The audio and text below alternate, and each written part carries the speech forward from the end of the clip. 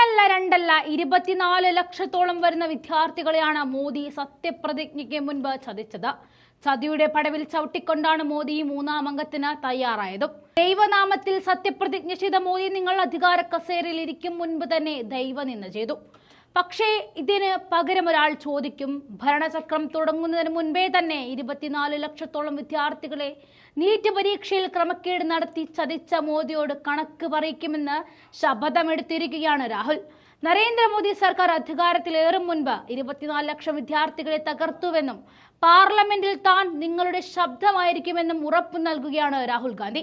നിയമനിർമ്മാണത്തിലൂടെ പരീക്ഷാ പേപ്പർ ചോർച്ച തടയുമെന്ന് കോൺഗ്രസ് പ്രകടന പത്രികയിൽ ഉറപ്പു നൽകിയിട്ടുണ്ട്.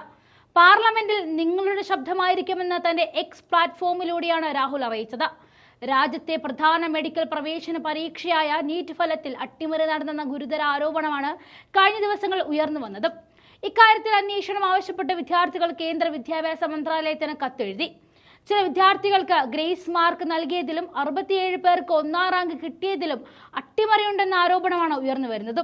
നീറ്റ് പരീക്ഷ വീണ്ടും നടത്തണമെന്നും വിദ്യാർത്ഥികൾ ആവശ്യപ്പെടുന്നുണ്ട്. ചോദ്യങ്ങളുടെ നിലവാരം കുറയുന്നതും പരീക്ഷാ നടത്തിപ്പിലെ വീഴ്ചകളും അർഹതയില്ലാത്തവർക്ക് അവസരം ഒരുക്കുന്നതുമായി ആരോപണങ്ങളുണ്ട്. പുനർമൂല്യനിർണ്ണയം അല്ലെങ്കിൽ വീണ്ടും പരീക്ഷ നടത്തണം എന്നുള്ളതാണ് ആവശ്യം. ഗ്രേസ് മാർക്കിന് മാനദണ്ഡങ്ങൾ കൊണ്ടുവരണമെന്നും ആവശ്യമുണ്ട്. രാജ്യം ലോക്സഭാ തിരഞ്ഞെടുപ്പ് ഫലത്തിലേക്ക് ഉറ്റുനോക്കിയ ജൂൺ 4-നായിരുന്നു നീറ്റ് ഫലം പ്രസിദ്ധീകരിച്ചത്.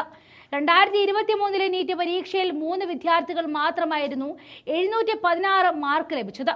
ഇത്തവണ 72 പേർക്കും 716 മാർക്ക് കിട്ടി. 706 മാർക്കുള്ള 88 വിദ്യാർത്ഥികളാണ് 2023 ഉണ്ടായിരുന്നത്.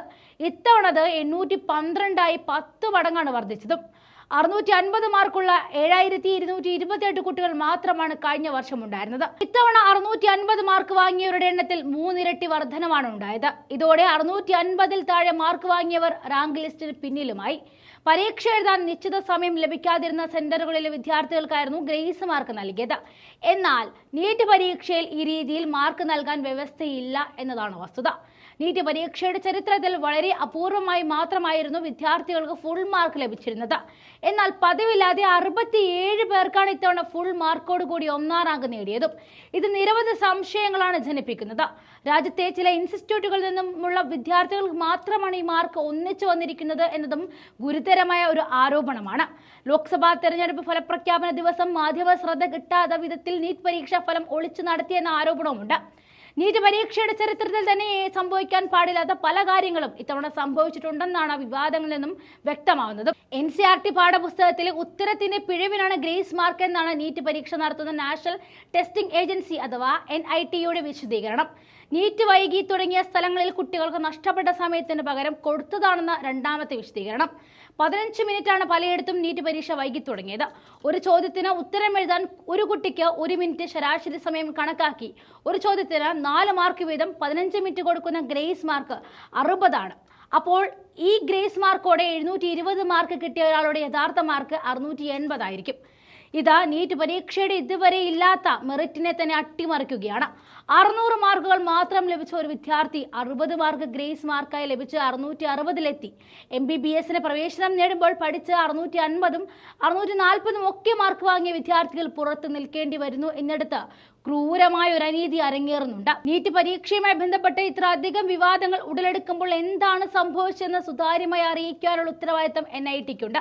ഏതെങ്കിലും പാളിച്ചകൾ സംഭവിച്ചിട്ടുണ്ടെങ്കിൽ അതിന് പരിഹാരം കാണുക എന്നതാണ് വേണ്ടത്.